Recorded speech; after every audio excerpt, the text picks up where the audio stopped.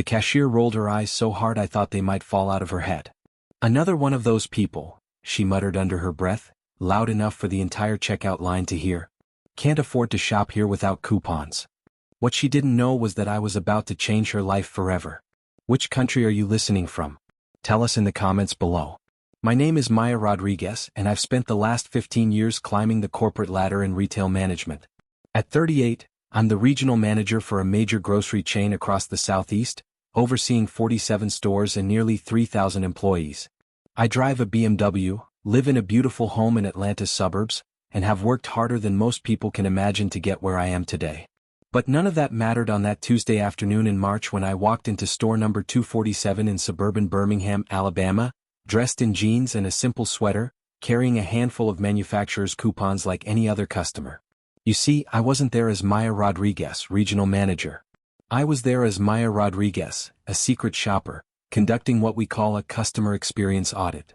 It's something I do quarterly. I visit stores unannounced, dressed as a regular customer to see how our team members really treat the people who keep us in business. I had high hopes for store number 247. Their sales numbers were strong, their employee turnover was low, and the store manager, Janet Williams, had been with the company for over a decade. On paper, everything looked perfect. But I learned long ago that you can't manage what you don't measure, and you can't measure customer service from behind a desk.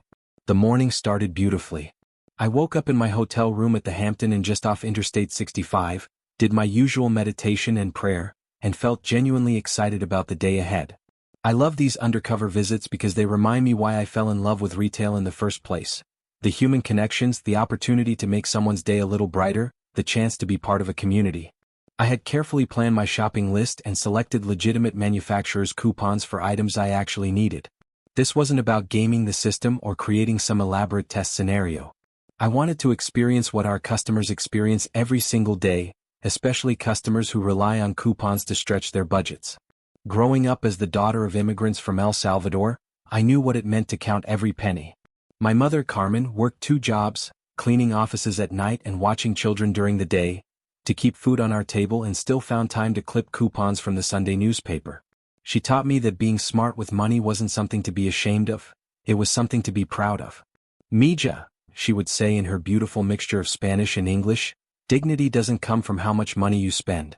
It comes from how you carry yourself, how you treat others, and how you never let anyone make you feel small." Those words echoed in my mind as I walked through the automatic doors of store number 247. The fluorescent lights hummed overhead, casting that familiar retail glow across the polished floors. Shoppers moved through the aisles with their carts, and I could hear the distant beep of scanners and the rustle of plastic bags. I grabbed a cart and began my journey through the store, taking mental notes about everything I observed. The produce section was well stocked and fresh. The apples were crisp and properly misted, the lettuce looked vibrant and green, and the bananas were perfectly yellow without any brown spots. The dairy case was properly organized, with products facing forward and expiration dates rotated correctly. The employees I encountered in the aisles were friendly and helpful, pointing me toward items and answering questions with genuine smiles. Maria, a stocker in the cereal aisle, helped me reach a box from the top shelf without me even asking. "Is this the one you were looking for, sweetie?" she said with a warm smile that reminded me of my mother. Her name tag showed she'd been with the company for 8 years. In the meat department, Kevin took extra time to explain the different cuts of beef and even offered to trim some excess fat at no charge. "We want to make sure you get exactly what you need," he said, his hands working skillfully with the knife. He was maybe 25, with a genuine enthusiasm for his work that was refreshing to see. For the first hour, I was genuinely impressed. This seemed like a store that understood our company values of respect, service, and community. The team members were doing their jobs well and customers seemed happy. I found myself thinking that maybe this would be one of those rare audits where I'd have nothing but positive feedback to share. The store was clean and well organized. The checkout lanes were adequately staffed for a Tuesday afternoon. Background music played at just the right volume, audible but not intrusive. The temperature was comfortable, not too cold like some stores that blast the air conditioning. Even the shopping carts moved smoothly without squeaking wheels or sticky handles. I selected items carefully, making sure each one corresponded to a coupon I carried.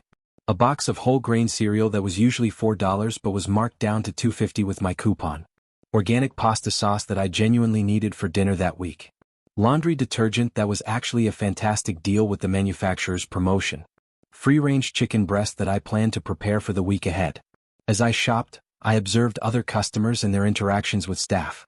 An elderly gentleman asked for help reaching something, and immediately 2 employees appeared to assist him. A young mother with 3 children received patient help from a cashier who took time to bag her items carefully, putting the bread and eggs on top so nothing would get crushed. I watched a Spanish-speaking family in the produce section, and was delighted to see that Roberto, the produce manager, switched effortlessly between English and Spanish to help them find exactly what they needed. Los tomates están muy frescos hoy, he told them, pointing to the best selection. It warmed my heart to see that level of cultural sensitivity and inclusion. Everything I witnessed reinforced my belief that store number 247 was operating exactly as it should. The culture seemed positive, the employees appeared well-trained, and customers were being treated with respect and care. I began composing my mental report, thinking about the commendations I would give to Janet and her team. Then I made my way to the checkout lanes. I chose lane 7, staffed by a young woman who appeared to be in her early 20s. Her name tag read, Ashley, and she had blonde hair pulled back in a messy bun. She was chatting with the customer ahead of me, a well-dressed white woman in her 40s, all about weekend plans, laughing about some party they were both planning to attend. "Oh my God, you have to come," Ashley was saying. "It's going to be so much fun. Sarah's parents are out of town, so we have the whole house to ourselves." The customer, who was buying what looked like ingredients for an elaborate dinner party, giggled in response. "I'll try to make it after my book club meeting. We're reading that new bestseller about the woman who travels to Italy."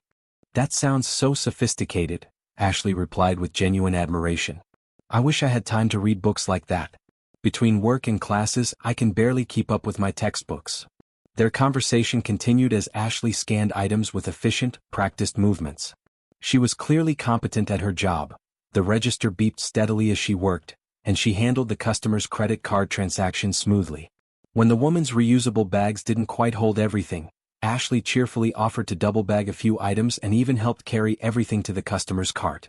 "Have a wonderful evening," Ashley said warmly as the transaction concluded. "And I hope your book club goes well." "Thank you, honey," the customer replied. "You're such a sweet girl. I hope you have fun at your party this weekend." When it was my turn, I pushed my cart forward and began placing my items on the conveyor belt. I had selected about 30 items. Nothing unusual, just everyday groceries like bread, milk, cereal, cleaning supplies, and some fresh produce. Along with my items, I placed my stack of coupons neatly beside the divider, organized in the same order as my products to make the transaction as smooth as possible. Ashley's demeanor changed instantly. The friendly smile disappeared, replaced by a look of barely concealed annoyance. She glanced at my coupons, then at me, then back at the coupons. I could see her jaw tighten, and her shoulders seemed to tense up. "Are you serious right now?" she said, not even bothering to lower her voice. "You're really going to make me deal with all of these?" I felt my stomach drop. "I'm sorry, is there a problem? These are all valid manufacturer's coupons, and I made sure each one matches an item in my cart." Ashley rolled her eyes dramatically. "Yeah, that's what they all say. Do you have any idea how much extra work this is going to be for me? I have to scan each one individually, make sure they're not expired, verify the items match." She trailed off, shaking her head as if I had just asked her to perform surgery. The customer behind me, a middle-aged white man in a business suit carrying only a bottle of expensive wine and a gourmet sandwich, cleared his throat impatiently. "Is this going to take much longer?" he asked. "Some of us have places to be." I felt heat rise in my cheeks. "I'm sorry, I didn't realize using coupons was such an inconvenience. I can move to another lane if—" No, Ashley interrupted, her voice dripping with sarcasm. "Let's just get this over with. But next time, maybe think about whether you can actually afford to shop here before you come in." The words hit me like a physical blow. I felt every eye in the nearby checkout lanes turn toward us. The woman behind the business suit whispered something to her companion, and I caught the words food stamps and welfare. But Ashley wasn't done.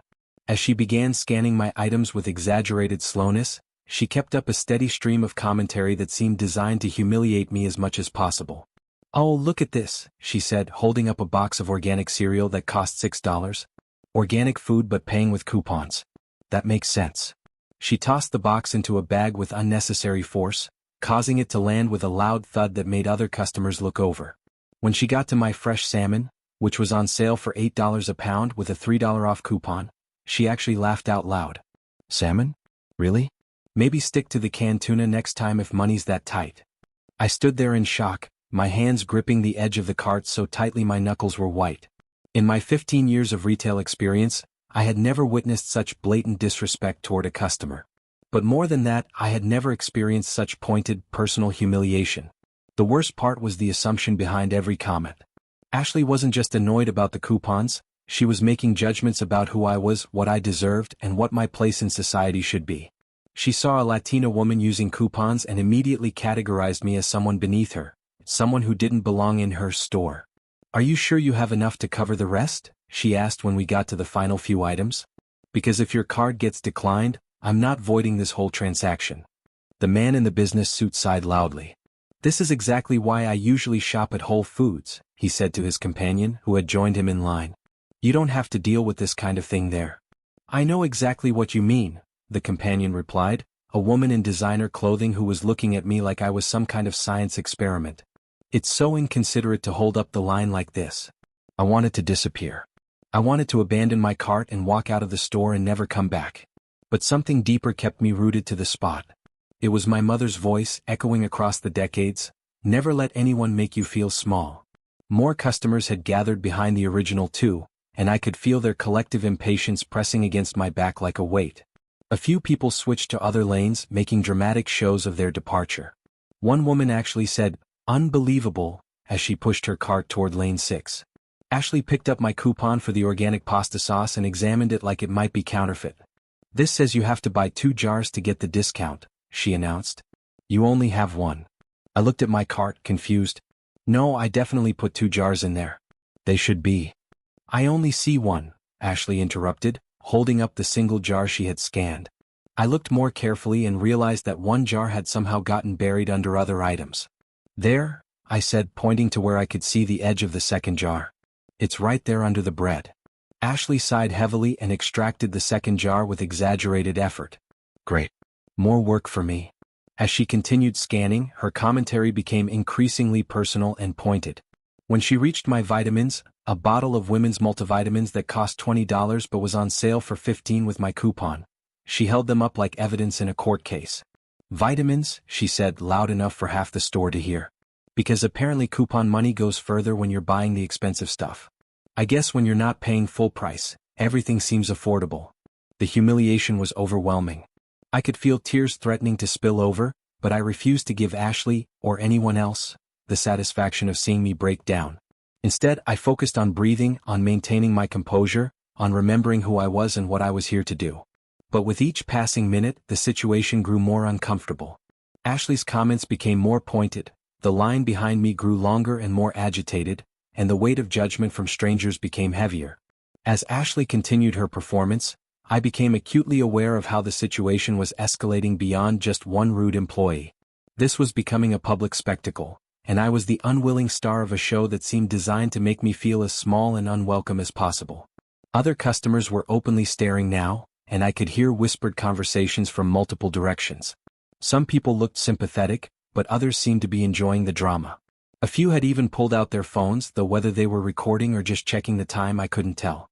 A manager, not Janet Williams, but someone I didn't recognize, a young man with a corporate polo shirt and a tired expression, walked past our lane. I expected him to intervene, to address Ashley's behavior, to at least check if everything was okay. Instead, he glanced at the scene, made eye contact with Ashley, and kept walking. The message was clear: this was acceptable behavior. This was how certain customers could expect to be treated. Ashley picked up one of my coupons and examined it with theatrical suspicion. "This one expires tomorrow," she announced, waving it in the air for everyone to see. "Are you sure you're going to use this product before it goes bad? Because I can't return it if you change your mind." "The coupon is valid today," I replied as calmly as I could manage. "And yes, I plan to use the product." She shrugged and scanned it with a heavy sigh. "Whatever. It's your money." "Well, technically it's the manufacturer's money, but you know what I mean." Behind me the line had grown to 8 people. I could feel their impatience radiating forward like heat from a fire. Some were checking their phones, others were switching to different lanes, and a few were making no effort to hide their irritation. "Is she almost done?" someone called out from the back of the line. How many coupons does one person need? Another voice added. This is ridiculous, said a third. I just want to buy my lunch and get back to work. I felt tears threatening to spill over, but I refused to give Ashley, or anyone else, the satisfaction of seeing me break down. Instead, I focused on breathing, on maintaining my composure, on remembering who I was and what I was here to do. But the comments from the line weren't stopping. A woman with a cart full of organic produce and gourmet items made a show of checking her expensive watch. I have a conference call in 20 minutes, she announced to no one in particular. Maybe you should have thought about that before getting in line behind the coupon lady, said the man in the business suit, his voice carrying a mixture of annoyance and contempt. Ashley seemed to be feeding off the crowd's energy. When she reached my bottle of olive oil, a premium brand that was actually a fantastic deal with the coupon, she held it up and read the label out loud. Extra virgin olive oil from Italy, she announced. $30 a bottle, but hey, with a $5 coupon it's practically free, right? The sarcasm in her voice was so thick you could cut it with a knife. Several people in line chuckled and I felt my face burn with embarrassment. Maybe next time try the store brand, Ashley continued. It's in aisle 12 with all the other discount items. I looked around for anyone who might intervene. A few employees were visible in the distance, but none seemed interested in approaching our lane.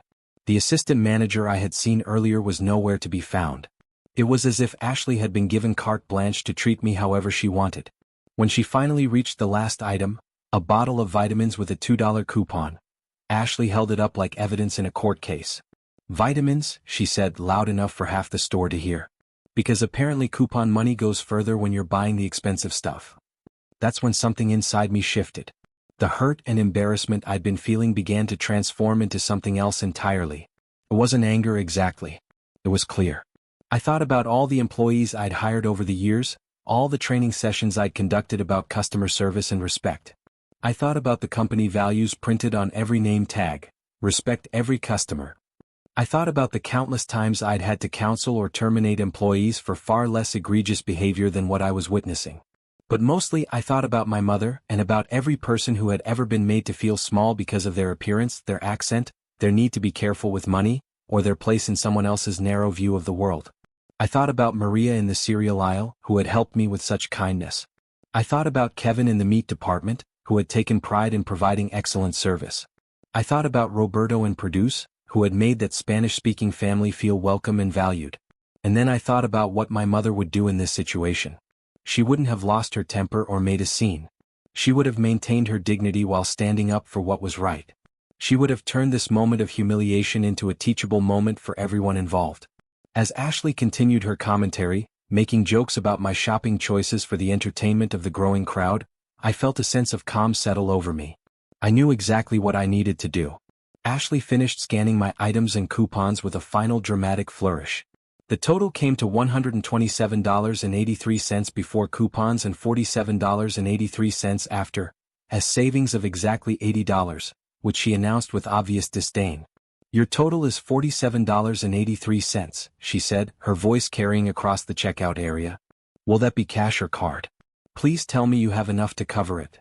The line behind me had grown even longer during the extended transaction, and I could feel the weight of their collective frustration. Some people were openly complaining now, making comments about these people and what's wrong with society these days. I reached into my purse and pulled out my wallet. But instead of retrieving my credit card, I pulled out something else entirely, my business card. Actually, I said, my voice steady and clear, I think we need to have a conversation. I placed the card on the counter directly in front of Ashley. She glanced at it dismissively, clearly expecting it to be some kind of rewards card or customer complaint form. Then she did a double take. Her eyes widened as she read the text. Maya Rodriguez, Regional Manager, Southeast Division. The color drained from her face. What? I don't understand. Let me help you understand, I said, and now my voice carried the authority of someone who had just spent 15 years earning the right to use it. I'm the regional manager for this entire area. I oversee 47 stores including this one. I'm here conducting a customer experience audit, and I have to say, Ashley, this has been one of the most educational experiences of my career. Ashley's mouth opened and closed like a fish out of water. Behind me, the line had grown silent. The man in the business suit suddenly seemed very interested in his phone. The woman who had been complaining about her conference call was staring at me with wide eyes. You just spent the last 20 minutes demonstrating exactly what not to do in customer service, I continued, my voice remaining calm but carrying the weight of authority. You made assumptions about me based on my appearance and my use of legitimate coupons. You spoke to me with disrespect and contempt. You allowed other customers to feel uncomfortable and unwelcome. And you did all of this while representing our company and wearing our uniform. I could see other employees starting to gather, drawn by the commotion and the sudden silence from a checkout lane that had been creating noise for the past 20 minutes. A few of them recognized me from district meetings and company events. One of them, a department supervisor named Marcus whom I had hired personally 2 years ago, went pale and immediately reached for his radio. "Marcus, please call Janet to the front of the store," I said calmly, "and ask her to bring her management team." Ashley was shaking now, tears starting to form in her eyes. "I'm sorry," she whispered. "I'm so sorry. I didn't know. I didn't think." "That's exactly the problem," I replied. "You didn't think so. You made assumptions. You decided that someone who uses coupons must be poor, and that someone who's poor must be less deserving of respect. You turned your workplace into a place where people are judged and humiliated instead of welcomed and served." The customers who had been complaining about the wait were now shifting uncomfortably, realizing they had been part of something much larger and more problematic than a simple checkout delay. A few of them began to quietly move to other lanes, clearly not wanting to be associated with what had just transpired. But others remained, seemingly transfixed by the unfolding drama. I could see phones being raised now, clearly recording the confrontation. In the age of social media, I knew this moment would likely be shared far beyond the walls of store number 247. "But here's what I want you to understand, Ashley," I said, my voice softening slightly. "This isn't really about me. I'm going to be fine. I'll drive home to my house in Atlanta, I'll get up tomorrow morning and go to my office, and I'll continue doing the job I love. But what about the next customer who doesn't have the luxury of revealing themselves as a regional manager? What about the single mother who really does need those coupons to feed her family? What about the elderly gentleman on a fixed income who's trying to make his Social Security check last until the end of the month?" Ashley was crying openly now, tears streaming down her face. "I'm sorry," she repeated. "I'm so sorry. I didn't mean. I was having a bad day and I took it out on you."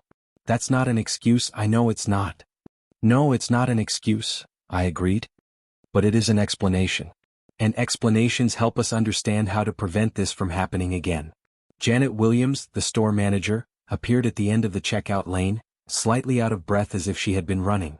She was a woman in her 50s with gray hair and kind eyes, and I could see from her expression that she was mortified by what she'd witnessed. "Ms. Rodriguez," she said, her voice shaking slightly, "I am so deeply sorry. This is absolutely not how we treat customers in this store. This is not who we are." I looked at Janet, and I could see that she genuinely meant what she was saying. "I know it's not, Janet. That's why this is so disappointing. I've been looking forward to visiting this store because of its reputation. Your numbers are excellent, your team seems strong, and I've heard nothing but good things about your leadership." Other members of Janet's management team began to arrive. The assistant managers, department heads, and team leads who formed the backbone of the store's operation. I recognized several of them from company meetings and training sessions. Their faces showed a mixture of shock, embarrassment, and genuine concern. "What can I do to make this right?" Janet asked, her voice thick with emotion. I looked around at the crowd that had gathered, employees, customers, managers, all waiting to see what would happen next. This was one of those moments that would define not just Ashley's future, but the culture of the entire store. The silence stretched for what felt like an eternity, but was probably only a few seconds. I could hear the distant sounds of the store continuing to operate, other checkout lanes beeping, shopping carts rolling across the floor, the hum of refrigeration units, but in our immediate area, everything was still. I looked at Ashley for a long moment, seeing not just the employee who had humiliated me, but the young woman who was clearly struggling with her own challenges and prejudices. I thought about my mother again, about the grace she showed even to people who treated her poorly, about the lessons she taught me about turning pain into purpose. "Ashley," I said finally, "I want you to know that I'm not going to fire you." The relief in her eyes was immediate and overwhelming. "Thank you," she breathed. "Thank you so much. But," I continued, "your behavior today cannot be overlooked or excused. You're going to be suspended for 1 week without pay. During that time, you're going to think about what happened here today. You're going to consider whether this is the kind of employee and person you want to be. And when you come back, you're going to undergo additional customer service training. I looked around at the other employees who had gathered. In fact, I want everyone here to learn from this situation. We're going to schedule mandatory training for the entire team on unconscious bias, respectful customer service, and the importance of treating every single person who enters this store as a valued guest. Janet nodded vigorously. Absolutely. Whatever you think is necessary. But most importantly, I said, turning back to Ashley, I want you to think about the assumptions you made about me today. You saw a Latina woman using coupons and immediately decided I was someone beneath you. You didn't see a college graduate with a degree in business administration. You didn't see a homeowner who has worked 2 jobs to pay for that home. You didn't see a business professional who started as a part-time cashier just like you and worked her way up through 15 years of dedication and hard work. You saw a stereotype and you treated me accordingly. Ashley's tears started fresh. I'm so sorry. I never thought of it that way. I was frustrated about school and my other job, and I guess I took it out on the wrong person. No, I said firmly. You took it out on someone you thought was safe to mistreat. That's the real problem here. It's not about taking frustrations out on the wrong person. It's about understanding that there is no right person to treat this way. I reached into my purse and pulled out my credit card to pay for my groceries. I'm still going to complete this transaction, I said. Because despite everything that happened here today, I still believe in this company and what we're trying to build. As Ashley rang up my total, much more quietly this time, her hands shaking slightly as she processed my payment, I addressed the customers who were still watching. I want to apologize to all of you for the disruption today, I said. This is not the kind of experience we want anyone to have in our stores. But I also want to thank those of you who looked uncomfortable with what was happening. That discomfort is important. It means your moral compass is working. The man in the business suit, who had been so impatient and dismissive earlier, stepped forward. Ma'am, he said quietly, I owe you an apology too. I was annoyed about the wait, but I should have said something about how you were being treated. That wasn't right. I smiled at him. Thank you for saying that. It takes courage to admit when we could have done better. A woman from further back in the line also approached. I'm ashamed that I didn't speak up either, she said. I saw what was happening and I should have said something. I teach my children to stand up for what's right, but I didn't do it myself today. The important thing is that you recognize it now, I replied. That's how we grow and become better. As I gathered my bags and prepared to leave, I looked one more time at Ashley. I meant what I said about the training and the suspension. But I also want you to know that I believe people can change, can grow, can become better. This doesn't have to define who you are, but it should inform who you become. She nodded tearfully. It will. I promise it will. I'm going to use this time to really think about my attitudes and my behavior. I'm going to do better. I turned to Janet. I'll be in touch about the training schedule. And Janet? Thank you for how you handled this situation once you became aware of it. Leadership is about how we respond when things go wrong, not about preventing them from ever going wrong.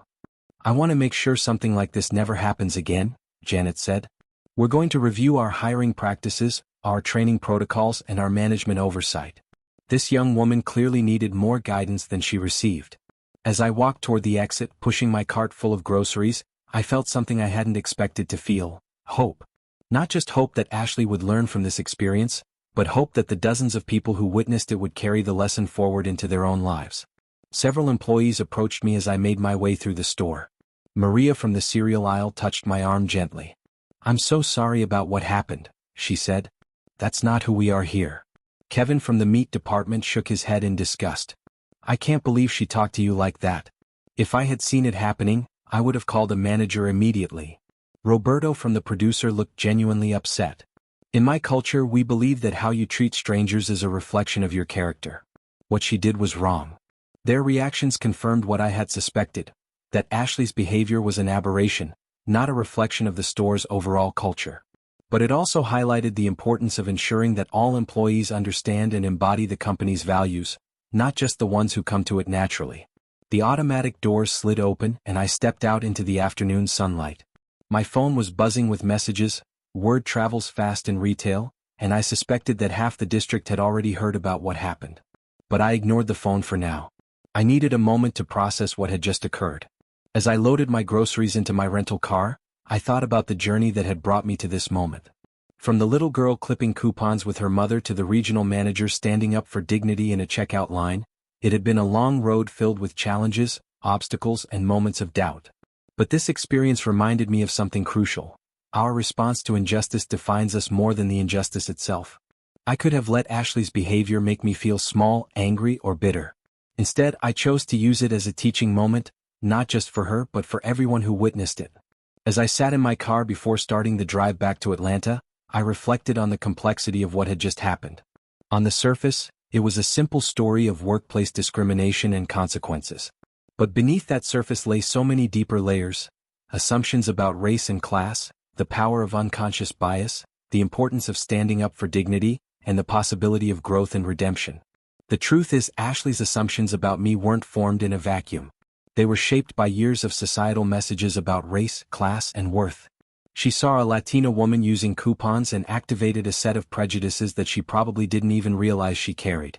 In that moment, she forgot that I was a human being deserving of respect, and she treated me like an inconvenience to be dealt with and dismissed.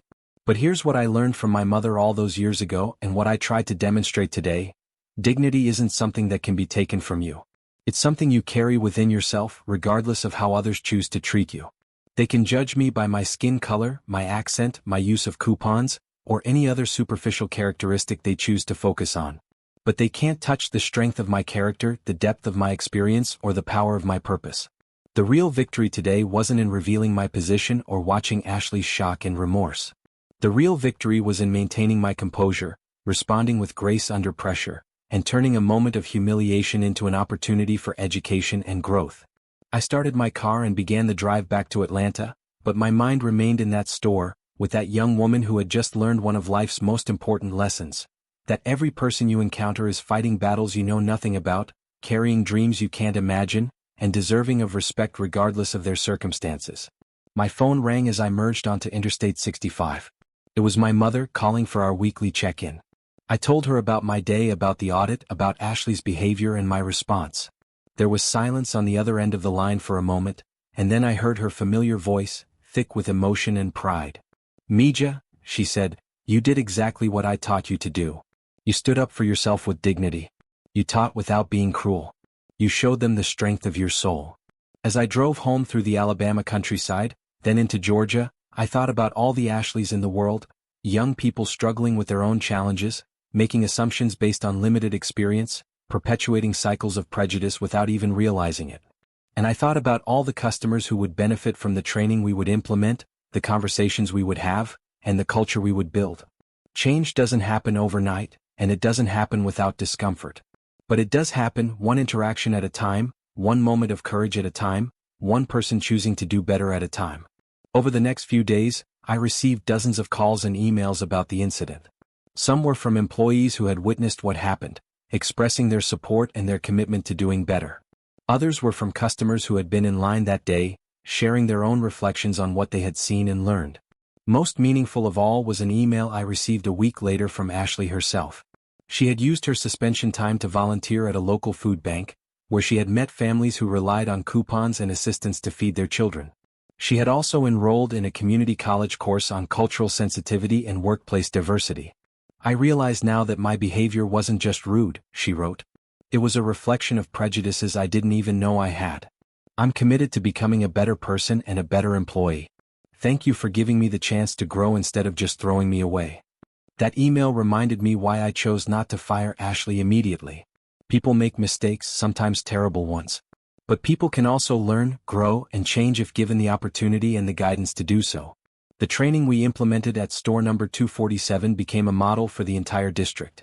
We brought in speakers to talk about unconscious bias, we role-played difficult customer service scenarios, and we created an environment where employees felt comfortable discussing their own prejudices and assumptions. Most importantly, we established clear protocols for intervention when employees witness inappropriate behavior. Never again would a situation like mine be allowed to escalate without management involvement. 6 months later, I conducted a follow-up audit at store number 247. Ashley was still there, and she was a completely different employee. She greeted every customer with genuine warmth, regardless of their appearance or their method of payment. I watched her patiently help an elderly man sort through his coupons, and I saw her switch to Spanish to assist a customer who was more comfortable in that language. When she saw me in line with my quarterly audit cart, "Yes, I still use coupons," She smiled genuinely and said, "Good afternoon, Ms. Rodriguez. I hope you find everything you're looking for today." It was a small moment, but it represented something much larger: the possibility of growth, redemption, and positive change. They judged me by my appearance and my coupons.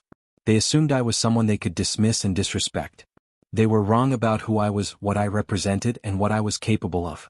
But more importantly, they were wrong about what any customer deserves, regardless of their background or circumstances. Today, I didn't just audit a store's customer service. I audited my own character, my own values, and my own commitment to treating every person with the dignity they deserve. And I'm proud to say that I passed that audit with flying colors. The road ahead stretched out before me, leading home to the life I had built through hard work, determination, and the wisdom of a mother who taught me never to let anyone make me feel small. In my rearview mirror, I could see store number 247 growing smaller in the distance, but I knew that the lessons learned there that day would ripple outward in ways I might never fully understand. And that, I thought as I smiled into the setting sun, is how change really happens. One coupon, one conversation, one moment of courage at a time. The strength of my soul had proven stronger than the prejudice of their assumptions. And tomorrow I would get up and do it all over again, because that's what leaders do. They turn challenges into opportunities, pain into purpose, and moments of injustice into catalysts for lasting change. They thought they knew who I was when they saw me with those coupons.